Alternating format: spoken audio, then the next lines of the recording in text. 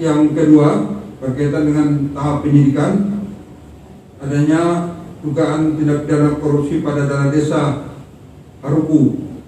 Ini ada beberapa teman pers selalu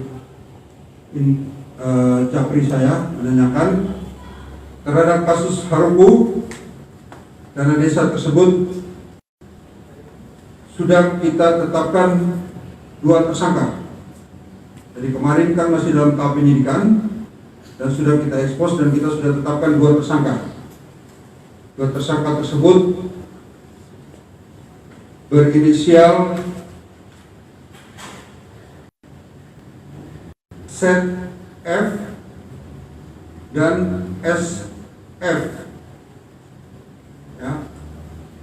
Ini mantan raja dan bendara. Ya, dari 2 tersangka kita sudah tetapkan.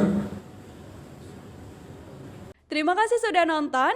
Jangan lupa like, subscribe, dan share ya.